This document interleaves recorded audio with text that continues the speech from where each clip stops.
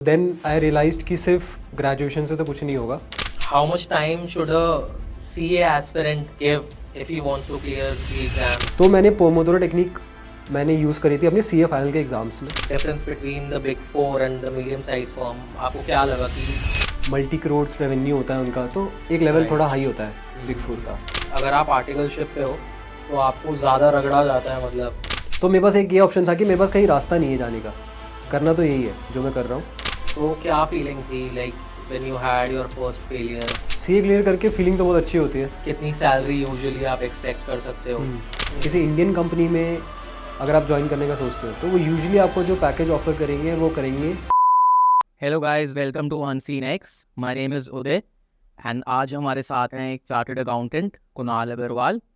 And today we are gonna know about his journey, कैसे उन्होंने अपनी जर्नी स्टार्ट करी एंड उन्होंने अपना CA कंप्लीट किया 2021 में. So let's start this conversation.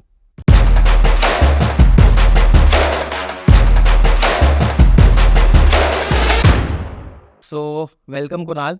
Thank you so much for inviting. कैसे हो भाई आप?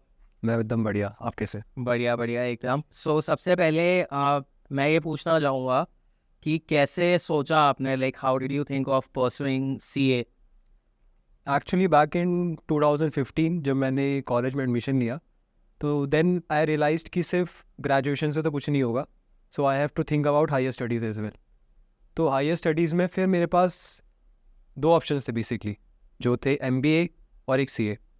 अब MBA ना चूज़ ना करने का कारण था रिजर्वेशन सिस्टम. राइट. तो मुझे एक ऐसा कोर्स चूज़ करना था जिसमें कोई रिजर्वेशन ना हो, मेरिट बेसिस पे ही हम आगे पास ऑन मतलब उसको पास करते जाए. तो इस वजह से आई थॉट अबाउट CA. और उस टाइम पे मेरे कुछ स्कूल के फ्रेंड्स भी कर रहे थे, तो मैंने 2015 में सोचा एडमिशन के बाद CA करने का. फिर इन दिसंबर 2015 मैंने CPT एग्ज़ाम दिया. CPT बेसिकली एक एंट्रेंस एग्ज़ाम होता है CA के लिए. राइट. तो 2015 में मैंने दिया और मेरा फर्स्ट अटेम्प्ट में क्लियर हो गया CPT. फिर उसके बाद मैंने डिसाइड किया कि ठीक है, अब मेरे पास दो ऑप्शन थे कि मुझे कॉलेज के साथ CA करना है या कॉलेज ड्रॉप करके एज अ कॉरेस्पॉन्डेंस को परस्यू करना है और कॉलेज और CA करना है. तो मैंने डिसाइड किया कि नहीं, मुझे कॉलेज के साथ ही करना है. और मेरे पास अभी क्योंकि वो फर्स्ट ईयर ही था ग्रेजुएशन का, तो मेरे पास अभी पूरे 2 साल बचे थे आगे के. तो मैं चाहता था कि मैं इसको स्लोली ही आगे परस्यू करूँ CA को. तो like going back to your old days, अगर मैं पूछना चाहूँ हाँ, तो were you a bright student जब आप स्कूल में थे? तो मतलब कैसा था आपका हिसाब किताब? Although I don't consider myself as a bright student. हालांकि मैं आपको अपने मार्क्स बताऊंगा तो आपको लगेगा कि मैं ब्राइट था. So basically he's being modest guys. तो नहीं, बात मॉडेस्टी की नहीं. एक्चुअल में देखो 9 तक तो आई कुड मतलब मैं 75% से ऊपर हार्डली मैं कभी स्कोर कर पाऊंगा. अच्छा. 10th में समहाउ आई स्कोर्ड 85% और 11th में भी अराउंड 80% था. फिर 12th में आई स्कोर्ड 93%. बट स्टिल मैं अपने आप को ब्राइट नहीं कंसिडर करता. मैं बस एक कंसिस्टेंट स्टूडेंट था. तो मतलब मैथ्स अच्छी थी मेरा कहने का मतलब ये है. मैथ्स, अकाउंट्स, मैथ्स, इकोनॉमिक्स अच्छी थी. अकाउंट्स मेरा फेवरेट सब्जेक्ट था 12th में, ये ज़रूर है. Right right right.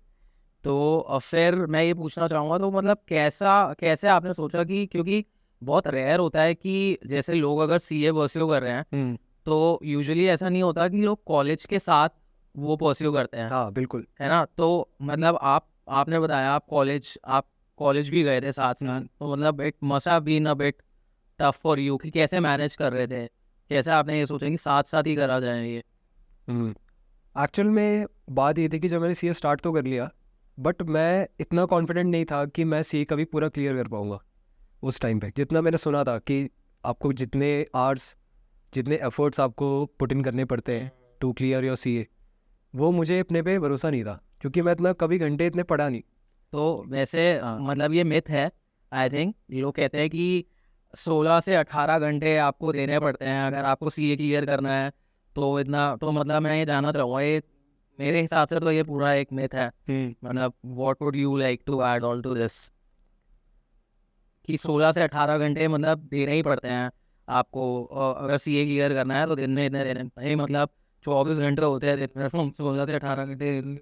हाँ नहीं, 16 से 18 घंटे एक्चुअल में पॉसिबल तो नहीं है. यूजुअली क्या होता है कि कई लोग, मतलब हमें भी नहीं पता होता इतना, तो हम लोग क्या करते हैं कि हम ना सारे जो बीच में ब्रेक्स लेते हैं, डिनर ब्रेक लिया, लंच ब्रेक लिया, कुछ भी लिया, तो हम उसको भी काउंट इन कर लेते हैं। तो बेसिकली जब हमने पहला स्टडी सेशन रखा, समझ लो सुबह 8 बजे स्टार्ट किया, और दिन भर में हमने और भी काम किए, पर बीच में पढ़ते रहे, तो हमने रात में बंद किया तो पूरे को 16 आवर्स काउंट कर लेते हैं। तो मतलब पूरा, मैं अगर ये पूछना चाहूँ तो how much time should a CA aspirant give if he wants to clear the exams? तो मतलब आपके हिसाब से कितने आवर्स आर मतलब इम्पोर्टेंट आपके हिसाब से? वैसे तो डिपेंड करता है कि वैसे वो कौन से लेवल पे है। पहले तो एंट्रेंस पे है, IPCC पे है, फिर फाइनल पे है। राइट। एंट्रेंस में है तो अराउंड 5 to 6 आवर्स, वो भी लास्ट के 2 मंथ्स में on a consistent basis, daily basis of 5 to 6 hours के एफर्ट से भी हो जाता है क्लियर। और सिमिलरली IPCC में if you are attempting for one group, right. तब आपका around 7 hours on a daily basis आप कर सकते हो। अगर आप दोनों ग्रुप के लिए अटेम्प्ट कर रहे हो then around 10 to 12 hours, depending upon कि आपकी अंडरस्टैंडिंग कैसी है सब्जेक्ट्स को लेके। आपको लगता है कि नहीं मुझे ज़्यादा एफर्ट्स डालने, ज़्यादा टाइम चाहिए मतलब जैसे अगर आप अकाउंट्स में अच्छे हो, हाँ, इस चीज़ में अच्छे हो, उसके हिसाब से। उसके हिसाब से कि आपको कितनी ग्रिप है सब्जेक्ट्स पे, राइट। तो उसके हिसाब से आपको टाइम डिसाइड करना होता है। और अगर आप फाइनल स्टूडेंट हो, फाइनल स्टूडेंट के लिए क्या होता है कि उसके लिए सब्जेक्ट बहुत ज़्यादा होता है और वॉल्यूम बहुत ज़्यादा होता है। तो उसमें आपको अराउंड, अगर आप सिंगल ग्रुप अटेम्प्ट कर रहे हो तो around 8 to 10 hours is sufficient, और अगर आप दोनों ग्रुप अटेम्प्ट कर रहे हो तो around 12 hours is sufficient, but on a consistent basis. अगर आप ऐसा कर रहे हो कि मैं 12 घंटे आज पढ़ लूँ, नेक्स्ट 2 दिन मेरे से नहीं हो पा रहा, मैं एकदम बर्नआउट फील कर रहा हूँ, सिर्फ 5-6 घंटे की आउटपुट निकाल पा रहा हूँ नेक्स्ट 2 डेज़, तो फिर उसका कोई फ़ायदा नहीं है। फिर आप थोड़ा सा कट डाउन कर लो। स्टार्टिंग आप एकदम 12 आवर्स से मत करो, 8 आवर्स से करो। 8 आवर्स अगर मतलब धीरे धीरे आप आपने आवर्स इंक्रीज करते जाओ। हाँ, कि मतलब एक तरह से जैसे आप अपना धीरे धीरे आप स्टैमिना बढ़ाते हैं अपना, जैसे वैसे ही। वर्कआउट है उसी तरह से आप अपना पढ़ते वक्त भी मेंटली एक तरह से मेंटल स्टैमिना बढ़ा सकते हो। राइट। हाँ, तो आप मैं आपसे पूछना चाहूँगा, तो आपकी अप्रोच क्या रही थी? मतलब जब आपने स्टार्ट किया था, तो आपने किस अप्रोच से स्टार्ट किया था अपना CA की प्रिपरेशन? CA की प्रिपरेशन एज इन CPT में कि फाइनल में, या फिर ओवरऑल? ओवरऑल मतलब आपका क्या माइंडसेट था और आपका क्या अप्रोच थी, और मतलब ये आपने सोचा था कि हाँ मुझे इतने आवर्स डिवोट करने पड़ेंगे, और किस तरह से आपने मतलब आगे उसको परस्यू किया? CPT में तो मैंने एज आई सेड कि मैं थोड़ा सा कंसिस्टेंट बेसिस पे 3 to 4 आवर्स ऐसे डिवोट करता था, क्योंकि हमारे टाइम पे जो CPT था वो ऑब्जेक्टिव टाइप होता था। अब शायद सब्जेक्टिव हो गया है, तो उस वजह से शायद नंबर ऑफ आवर्स आप अब के स्टूडेंट्स को ज़्यादा डिवोट करने पड़े, पर मैं अपने टाइम पे 3 to 4 आवर्स पढ़ता था, वो भी लास्ट के 1-2 महीने। राइट। और फिर IPCC में क्योंकि मैंने एक ग्रुप करके दिया अटेम्प्ट, तो मैं max to max 7 to 8 hours, वो भी लास्ट के 1 मंथ में। अच्छा। और उससे पहले ये होता था कि जैसे अगर हम कोचिंग जा रहे हैं तो कोचिंग का रिवीजन, या फिर उसमें कोई भी हमें होम असाइनमेंट मिलता है कोचिंग में, तो वो मैं कोशिश करता था कि मैं वो पूरा करूं। राइट। तो मैं उस चीज़ में थोड़ा कंसिस्टेंट था। बट हाँ, मैंने कोई ऐसे कोई बहुत अनरियलिस्टिक आवर्स कभी नहीं दिए पढ़ाई को। और अगर मैं CA फाइनल की बात करूँ, CA फाइनल में एक्चुअल में मैंने ना एम किया था to study around 12 hours in a day. अब मैंने एम तो किया, मैंने प्लान भी बनाया उस हिसाब से, बट मुझे वो बर्नआउट फील होने लग गया था कि मैं एक दिन अगर 12 घंटे मैंने पढ़ भी लिया तो मुझे नेक्स्ट डे तो बिल्कुल मन नहीं करता था पढ़ने का। तो ऐसे करके मैंने अपने प्लान्स को कई बार चेंज किया, कुछ ब्रेक्स का सिस्टमैटिक ब्रेक्स लिए मैंने अपने शेड्यूल में। फिर एक पोमोडोरो टेक्निक होती है, तो पोमोडोरो टेक्निक बेसिकली कहती है कि अगर आप कोई भी आप काम कर रहे हो, ठीक है, आपको कॉन्सेंट्रेशन लेवल आपको हाई चाहिए, तो ऐसे वैसे काफ़ी स्टडीज़ में बताया गया है कि कॉन्सेंट्रेशन ना टाइम के साथ आपका नीचे आता है। मैंने ये भी सुना है कि जैसे अगर आप रेगुलर 45 मिनट्स तक कॉन्सेंट्रेट करते हो किसी, मतलब मैक्स टू मैक्स आप एक चीज़ पर 45 मिनट्स तक ढंग से पूरी तरह से कॉन्सेंट्रेट कर सकते हो। हाँ, उसके बाद यूजुअली रिकमेंड किया जाता है कि after 45 minutes you should take a 10 minutes break या 15 मिनट्स ब्रेक। हाँ, एग्जैक्टली। तो बट पोमोडोरो टेक्निक में उसमें उन्होंने ये वाला अजम्पशन लिया है कि आपका मैक्सिमम फोकस, लेट्स नॉट की 45 मिनट्स, उन्होंने रखा है 25 मिनट्स का। तो 25 मिनट्स का उन्होंने रखा है कि आप 25 minutes do a concentrated work session और स्टडी सेशन यू वांट, और आप 5 मिनट्स का एक ब्रेक ले लो उसके बाद। तो ऐसे करके आप 4 सेशंस कर लो 25 मिनट्स के, तो आपके जब 2 आवर्स हो जाए तो आप एक हाफ एन आवर का थोड़ा सा लॉन्ग ब्रेक ले लो। तो मैंने पोमोडोरो टेक्निक मैंने यूज़ करी थी अपनी CA फाइनल के एग्ज़ाम्स में। अच्छा। और मैं अगर टेक्निक एक और बताऊँ तो उस टाइम पे ना जैसे हम लोग पढ़ते हैं घर पे, तो हमें बहुत अकेला फील होता है यार कि हम अकेले पढ़ रहे हैं, कोई बात करने के लिए नहीं है, कुछ नहीं है, आपको वो मोटिवेशन भी कई बार फील नहीं होती। तो आपकी तो आई थिंक गर्लफ्रेंड थी ना? हाँ, उस टाइम पे ऐसा भी था बिल्कुल। अब आपको उसके लिए भी टाइम चाहिए, आपके पास टाइम कहीं ना कहीं कम तो हो गया, आपको सोना भी है, खाना भी है, बातें भी करनी है। तो मैं क्या करता था कि उस टाइम पे, अभी भी वैसे बहुत ट्रेंडिंग है स्टडी विद मी की यूट्यूब वीडियोस होती है, तो उसमें काफ़ी सारे स्टूडेंट्स होते हैं जो अपनी मतलब पढ़ते हुए की एक लाइव रिकॉर्डिंग एक यूट्यूब पे प्ले करते हैं वो भी पोमोडोरो टेक्निक यूज़ करते थे, जैसे 45 मिनट्स 50 मिनट्स का ब्रेक या 50 मिनट्स का सेशन 10 मिनट्स का ब्रेक। तो मैं क्या करता था, मैं साइड में लैपटॉप रख के मैं उनकी वीडियोस चला देता था। मैं अपना कोई टाइमर नहीं लगाता था, उनके टाइमर के हिसाब से चलता था। और जब भी मुझे ऐसा लगता था ना कि अब मेरे से नहीं हो रहा, तो मैं उनको देखता था कि देखो वो कर रहे हैं, तो I have to do this. सही है। तो coming on to the next question, अब हम बात करेंगे आपकी आर्टिकलशिप एक्सपीरियंस के बाद। तो लाइक आपने बताया था मुझे कि आपने वो बिग 4 में करी है, एंड ऑल्सो आपने एक मीडियम साइज फर्म में भी करी है। तो मतलब आप बताना चाहोगे कि क्या डिफरेंस था जब आपने आर्टिकलशिप करी थी, difference between the big 4 and the medium size firm? आपको क्या लगा कि हम स्टार्टिंग में तो मैंने बिग 4 से करी थी, ENY से। तो मैं उसमें इंटरनल ऑडिट डिपार्टमेंट था, तो which is also a risk advisory department they call it. तो उसमें मैंने अराउंड 6 मंथ्स काम किया। तो 6 मंथ्स के बाद एक्चुअली आई रियलाइज कि थोड़ा वर्क प्रेशर तो ज़्यादा होता है बिग 4 बिग 4 में? हाँ। But the quality of work is also very good. आपको जो एक्सपोजर मिलता है, the way you talk to your clients, you get to learn how your managers are also having a conversation with your client, how they are handling situations, everything. और client भी आपके listed companies होती है, multi crores revenue होता है उनका, तो एक लेवल थोड़ा हाई होता है बिग 4 का। तो मैंने due to some personal reasons मैंने फिर बाद में ट्रांसफ़र लिया था एक मिड साइज फर्म में। अच्छा। तो मैं ये कहूँगा कि हाँ, मतलब मैंने कई चीज़ें मिड साइज फर्म से ऐसी भी सीखी जो मुझे लगता है कि मैं शायद बिग 4 में नहीं सीख पाता। तो मैं जिस फर्म में गया वो फर्म काफ़ी अच्छी थी, मेरे प्रिंसिपल काफ़ी अच्छे थे। वो कुछ नई नई चीज़ों के बारे में हमें पुश करते रहते थे कि कुछ आप ऑटोमेटेड टूल बनाओ एक्सेल में आप नई चीज़ें करो, आप अपना टाइम कम करो, फॉर्मूलेज नए यूज़ करो। मतलब ऐसा नहीं था कि हमारी फर्म में ऐसा होता था कि यार तुम मतलब इनकम टैक्स के प्रोविजंस पे ज़्यादा ध्यान दो, जो कि एक ट्रेडिशनली होता है कि यार मैं अपनी सिलेबस से डट के रहूँ।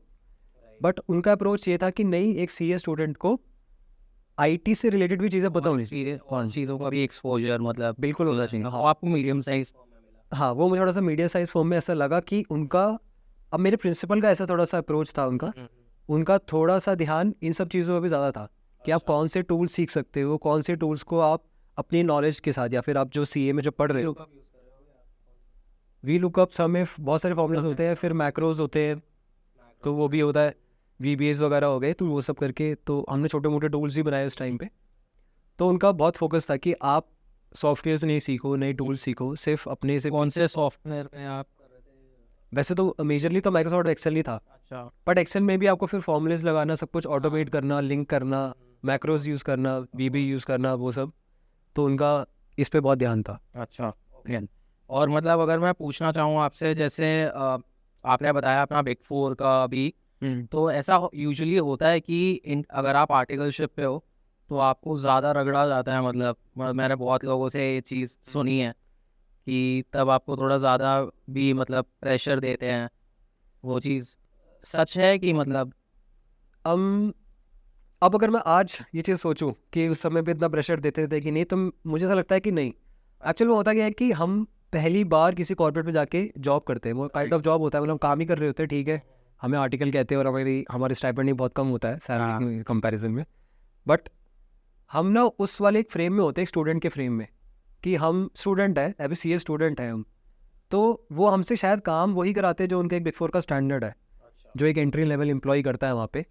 बट हमें ऐसा फील होता है कि नहीं, हमसे ज़्यादा काम करा रहे हैं, और कहीं ना कहीं थोड़ा सा वहाँ पे एक लर्निंग कर्व में एडजस्ट होने का ना टाइम भी थोड़ा सा कम होता है। तो हालांकि सबका अपना अपना पर्सपेक्टिव है, कुछ लोग बहुत जल्दी सीख लेते हैं, उनको उस चैलेंजिंग इन्वायरमेंट में काम करके अच्छा भी लगता है, और कुछ लोग थोड़ा चैलेंजिंग काफ़ी टाइम तक रहता है। तो इसमें एक मिक्स्ड ओपिनियन रहता है कि आपको कैसा फील हो रहा है, मतलब ये पर्सन टू पर्सन लगता है, पर मुझे पर्सनली नहीं लगता कि हाँ बहुत ज़्यादा रगड़ा गया हो या ऐसा कुछ। सही बात है। तो coming on to the next question Kunal, मैं ये पूछना चाहूँगा कि what really kept you motivated, because सब जानते हैं कि बहुत ज़्यादा हेक्टिक हो जाता है, आपका स्केड्यूल ऐसा होता है, स्टडी आवर्स आपके ऐसे होते हैं, फिर आर्टिकलशिप हो गया, बहुत कुछ रहता है। तो इस दौरान पे मतलब what thing kept you motivated? Source of motivation ना, बेसिकली मैं ऐसा कहूँगा कि सोर्स ऑफ मोटिवेशन कहीं ना कहीं लैक ऑफ ऑप्शन थी। मतलब मेरे पास कोई ऑप्शन नहीं था बेसिकली उस टाइम पे, कि मैं, क्योंकि मैंने बहुत सोच समझ के डिसीजन लिया था कि मुझे सीए करना है, ठीक है, और मुझे एमबीए नहीं करना। अगर मैं उस टाइम पे ये भी सोचता, अगर मैं इतना टफ टाइम फेस कर रहा था इस टाइम पे, अगर मैं ये सोचता कि मैं सीए ड्रॉप कर देता हूँ, मैं कुछ और करता हूँ, तो मेरे को एमबीए नहीं करना था। तो मेरे पास एक ये ऑप्शन था कि मेरे पास कहीं रास्ता नहीं है जाने का, करना तो यही है जो मैं कर रहा हूँ। और स्पेशली जब मैंने आईपीसीसी, क्योंकि देखो हुआ क्या कि सीपीटी और आईपीसीसी के टाइम पे तो मेरा कॉलेज भी था साथ में, तो मेरे को कहीं ना कहीं एक, मैं मेंटली एक सेफ जोन में था कि ठीक है मेरा ग्रेजुएशन भी चल रही है साथ में, मैं एक बैकअप ऑप्शन, हाँ बैकअप ऑप्शन कहीं ना कहीं था कि ठीक है मैं रेगुलर कॉलेज से, हाँ कि मैं रेगुलर कॉलेज से भी ग्रेजुएशन भी कर रहा हूँ, और मेरे पास टाइम भी था उन 3 साल में इंटरमीडिएट और सीपीटी क्लियर करने का। और जब मैं फाइनल में आया तो तब ये था कि अब इतनी लंबी जर्नी क्रॉस कर ली है, अब फाइनल में आके गिव अप करने को फ़ायदा नहीं है। आपने सेकेंड अटेम्प्ट में किया था क्लियर, राइट? हाँ जी, मैंने फर्स्ट अटेम्प्ट में तो मैंने दोनों ग्रुप्स के लिए I sat for both the groups, but मैंने क्लियर उसमें एक ही किया था। फिर मैंने तो नेक्स्ट टाइम, कैसी फीलिंग थी, मैं ये पूछना चाहूँगा, क्योंकि काफ़ी लोग ऐसे डीमोटिवेट होके दे लीव ऑल्सो, वो मतलब कहते हैं कि यार बस हमारे बस की नहीं है। तो बहुत ऐसे लोग भी देखे हैं मैंने, बहुत लोगों से मिला हूँ ऐसे। तो क्या फीलिंग थी like when you had your first failure, और आपको लगा कि मतलब not technically a failure honestly, but मतलब एक सेटबैक तो होता ही है। तो कैसी, क्या लगा आपको उस टाइम पे? उस टाइम पे एक्चुअल में वैसे तो ये फर्स्ट टाइम था कि when I have attempted an exam and I actually failed in it. तो मेरे लाइफ में तो ऐसा कभी नहीं हुआ था कि मैं किसी एग्ज़ाम में बैठा हूँ फेल हो गया हूँ, तो वो फर्स्ट टाइम था कि मैं किसी ग्रुप में फेल हो गया। बट साथ में ये भी था कि मेरा ग्रुप क्लियर भी हो गया था, तो मुझे उस चीज़ का भी एक मोटिवेशन था कि ठीक है मैंने जितने भी एफर्ट्स डाले इन द पास्ट 3-4 मंथ्स, राइट, उससे मैंने एक ग्रुप क्लियर कर लिया, और मैंने कहीं ना कहीं दूसरे ग्रुप में भले ही मैं फेल हो गया हूँ but I have prepared for that group, so that मैं अगर नेक्स्ट अटेम्प्ट में जब उसके लिए जाऊँगा एग्ज़ाम देने, तो मेरे पास एक एज रहेगा अबव अदर स्टूडेंट्स कि मैंने ऑलरेडी वो सब्जेक्ट वो ग्रुप प्रिपेयर कर रखा था पहले भी, तो मुझे अब उसको रिवाइज़ करना है। राइट। तो बेसिकली मैंने ये थोड़ा सा पॉजिटिव माइंडसेट रखा उस टाइम पे कि हाँ मैं आगे, मेरे पास एक ही ग्रुप बचा है, एक ही ग्रुप क्लियर करना है। राइट। तो मैं ये भी पूछना चाहूँगा कि लाइक जब आपने सीए का अपना एग्ज़ाम क्लियर किया फाइनली, सो कैसा उसके बाद आपका, मतलब क्या रहा उसके बाद, what doors open for you उसके बाद after clearing CA? And also मैं उसके बाद ये भी चाहूँगा आपसे पूछना इसी क्वेश्चन के अंदर कि मतलब अगर कोई सीए एस्पिरेंट अगर अपना जैसे सीए क्लियर करता है, तो सबसे पहले like what can he expect, and आप बताना चाहोगे उसके बारे में? सीए क्लियर करके फीलिंग तो बहुत अच्छी होती है आपके, आपने जिस चीज़ के लिए पिछले 5-6 सालों में जो एफर्ट्स डाले थे एक्चुअल में वो एक जर्नी कंप्लीट होगी। तो मतलब मैं जैसे ये पूछना चाहता हूँ आपसे कि जॉब्स के पर्सपेक्टिव से लाइक आफ्टर क्लियरिंग सीए की क्या एक्सपेक्ट कर सकते हो, और आप कितनी सैलरी यूजुअली आप एक्सपेक्ट कर सकते हो, you know, being a fresher only, but हाँ मतलब सीए क्लियर करना बहुत बड़ी बात है ऑफ कोर्स। अगर हम जॉब्स की बात करें तो पहले तो अगर मैं अपने टाइम की बात बताऊं तो मैंने क्या किया था, जैसे मेरा आज रिजल्ट आया ना तो मैंने नेक्स्ट डे ही रिज्यूमे अपडेट करके naukri.com पे डाल दिया था। जो कि यूजुअली मुझे लगता है कि जो मेरे साथ में जो और थे कलीग्स थे जो मेरे आर्टिकलशिप फर्म में, उन्होंने थोड़ा सा टाइम लगाया सेलिब्रेट करने के लिए। मैंने सेलिब्रेट किया पर मैंने सोचा कि मैं नेक्स्ट डे ही हाँ सीधा रेज्यूमे डाल देता है। हाँ तो मैंने नेक्स्ट डे अपलोड कर दिया था। अरे काफ़ी ऑप्शंस भी खुल जाते हैं, काफ़ी हाँ थोड़ा आप वगैरह ये आजकल तो आई थिंक किसी भी मोस्टली बड़ी फॉर्म्स में मतलब इट इज रिक्वायर्ड कि मतलब इट्स सीए इज प्रेफर्ड। हाँ, ऑफ कोर्स मतलब वो चीज़ तो है ही। मोस्टली कंपनीज में जो उनका फाइनेंस डिपार्टमेंट होता है, दे प्रेफर सीए और एमबीए। प्रेफर सीए, या ऑफ कोर्स। तो एक्चुअल में क्या होता है कि आप जल्दी अगर आप Naukri.com पे रिज्यूमे बना लेते हो, क्योंकि कई बिग फोर्स या कई कंपनीज, बेसिकली होता क्या है कि हमारे में ना एक कैंपस प्लेसमेंट भी होता है जो आईसीआई ऑर्गेनाइज कराता है। अच्छा। तो अपर कई ऐसी कंपनीज होती हैं जो उस कैंपस प्लेसमेंट का वेट नहीं करती, तो they start hiring maybe in the week in which the results were out. Right. तो उसी वीक में वो स्टार्ट कर देते हैं हायरिंग। तो मोस्टली जो बिग फोर्स हैं वो लोग आपको अप्रोच करना स्टार्ट कर देते हैं आपको in the first second week. Big fours में भी जैसे इंडियन बिग फोर्स होती है, फिर उनके एक फॉरेन काउंटर पार्ट्स भी होते हैं, जैसे डिलॉयट यूएसआई हो गया, पीडब्ल्यूसी एसडीसी हो गया वैसे। तो आपके पास ये ऑप्शंस रहते हैं स्टार्टिंग में, और कुछ और कंपनीज भी होती हैं। वेबसाइट्स भी अलग अलग होती हैं। हाँ, वेबसाइट्स भी अलग अलग होती हैं उनकी। तो अगर आपने Naukri.com पे अपने अपडेट कर दिया तो मोस्ट प्रोबेबली एचआर्स वहीं से आपका रिज्यूमे पिक करते हैं। और अगर रह गई बात सैलरी की, आप कितना एक्सपेक्ट कर सकते हो, अगर तो आप एक इंडियन इंडस्ट्री में किसी इंडियन कंपनी में अगर आप ज्वाइन करने का सोचते हो, तो वो यूजुअली आपको जो पैकेज ऑफर करेंगे वो करेंगे 6 to 9 लाख के बीच में पर annum। That would be the starting package. हाँ, starting 6 to 9 of a CA without any rank and someone who has taken more than one attempt अच्छा। To clear. अच्छा। सिंगल अटेम्प्ट में भी फिर डिपेंड करता है कि how you perform in the interview. तो अगर आप इंडियन कंपनी में जाते हो तो 6 to 9 लाख का पैकेज रहता है। राइट। बाकी और ये भी मैं बता रहा हूँ टीयर ए सिटीज़ में। अच्छा। अब उसके अलावा जैसे अगर आप बिग फोर्स में जाते हो तो बिग फोर्स में डिपार्टमेंट वाइज डिपेंड करता है। अगर आप ऐसे किसी डिपार्टमेंट में जाते हो जिसमें आपका एक्सपीरियंस नहीं था आर्टिकलशिप में, तो वहाँ पर आपका पैकेज होगा अराउंड 7 to 8 lakhs। और आप किसी ऐसे डिपार्टमेंट में जाते हो जैसे स्टैट ऑडिट, इंटरनल ऑडिट, तो उसमें अराउंड 10-11 lakhs का आपका पैकेज हो सकता है। 10-11 भी ऑन हायर साइड में कह रहा हूँ बिग फोर्स में, जैसे 9 to 11 के बीच में रहता है। फिर आपके पास ऑप्शंस होते हैं कुछ ऑफशोर यूनिट्स, जो बाहर की कंपनीज होती हैं उनके जो ऑफशोर यूनिट्स इंडिया में होते हैं उनके आपके पास उनका ऑप्शन रहता है। एंड जैसे एग्जांपल देना चाहोगे आप? जैसे कि जिसमें मेरा हो गया था, मेरा स्टार्टिंग में मैक्वेरी में हुआ था। ओके। तो Macquarie is an offshore unit. It's an Australian. हाँ, Australian based bank it is. और मेरा उसमें हो गया था। वैसे ही डिलॉयट यूएसआई भी ऑफशोर यूनिट ही काउंट होती है। राइट। तो इनका जो पैकेज होता है वो 10+ से स्टार्ट होता है। Right. 10 to 12 के बीच में इनका रेंज होता है। तो ये थोड़ा सा हाई पेइंग कंपनीज होती है। अच्छा।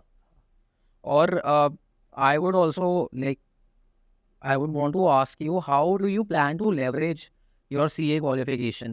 Like you're already working in a big four, Abhi, and that's actually great. PwC में he's working. So like, what next? About leveraging, मैं डिग्री से ज़्यादा ना अपने एक्सपीरियंस को करने की सोच रहा हूँ कि मैंने इस पूरे जर्नी में क्या सीखा या क्या हैबिट्स डेवलप करी। बेसिकली क्या होता है कि जब आप आर्टिकलशिप में होते हो, आप एक आर्टिकलशिप में क्या होता है, आपके नॉर्मल वर्किंग आवर्स होते हैं 7 to 8 hours, कई बार ज़्यादा भी होते हैं 10-12 hours, और आप उसके साथ भी पढ़ रहे होते हो। तो एक हैबिट होती है कि आप एक नॉर्मल वर्किंग आवर्स के साथ कुछ सीख भी रहे हो, साथ में कुछ पढ़ रहे हो, कुछ नया सीख रहे हो। तो वो मुझे लगता है कि वो जो हैबिट है ना, मैं उस हैबिट या फिर आप कह लो उस एक्सपीरियंस को लेवरेज करूँगा अपने आगे हमारी लाइफ में। और अभी भी मैं करता हूँ कि मैं साथ में कुछ अलग, कुछ नया सीखने की कोशिश करता हूँ कि कोई नया सॉफ्टवेयर आया है जहाँ पे एक चार्टर्ड अकाउंटेंट को भी आना चाहिए वो सॉफ्टवेयर। तो मैं उस पॉइंट से सोचता हूँ कि हाँ, मैं अपनी जर्नी के एक्सपीरियंस को लेवरेज करूँगा। सही है। तो यूजुअली काफ़ी फर्म्स में आजकल क्लाउड बेस्ड सिस्टम भी आ रहा है। हाँ, तो मतलब आप यूज़ करते हैं बिग फोर में क्लाउड बेस्ड, या फिर बिग फोर में क्लाउड बेस्ड यूज़ करा जाता है, मतलब क्लाइंट्स करते हैं। SAP हो गया और क्विक बुक्स हो गया, ऐसे काफ़ी सारे क्लाइंट्स यूज़ करते हैं। Xero हो गया। ज़ेरो हो गया, ज़ोहो बुक्स तो इंडियन है। राइट। तो अब काफ़ी कंपनीज जो है रिस्क मिटिगेट करने के लिए, क्योंकि बेसिकली वो ये डेटा सिक्योरिटी वाली बात है, तो इस वजह से वो क्लाउड में शिफ्ट कर रही है। तो बिग फोर में मैं ये पूछना चाहूँगा कि आपका कैसा रहता है स्केड्यूल? आपका दिन कैसा जाता है? मतलब आप कैसे स्टार्ट करते हैं अपना दिन? बिग फोर में मेरा अभी मैं जिस टीम में हूँ, it is an accounting advisory team. Okay. तो उसमें मेरे नॉर्मल वर्किंग आवर्स होते हैं as of now. Basically big four में ऐसा नहीं होता कि मतलब आपको अननेसेसरीली आपको ज़्यादा वर्किंग आवर्स, आपसे ज़्यादा काम कराया जाए, ओके, वो डिपेंड सर नहीं होता आप कह रहे हैं? हाँ, ऐसा अननेसेसरीली नहीं क्योंकि होता। मैंने सुना है कि ऐसा होता है। हाँ, ऐसा होता है, मैं आपसे वही कह रहा हूँ अच्छा। कि बेसिकली क्या होता है कि क्लाइंट की रिक्वायरमेंट होती है। कई बार थोड़े से अनरियलिस्टिक डेडलाइंस होती हैं, तो उसमें आपको शायद थोड़ा-सा आपके वर्किंग मेरे आवर्स काफ़ी दोस्त हैं जो बहुत परेशान हैं, हालाँकि हाँ, वो बैकग्राउंड उनका अलग है, तो फिर उस वजह से भी may be that's the reason. हाँ, अब बात ये होती है कि थोड़ा-सा कल्चर पे भी डिपेंड करता है। हाँ, अब हर कंपनी में, हर टीम का कल्चर, वे ऑफ वर्किंग सब कुछ अलग होता है। राइट।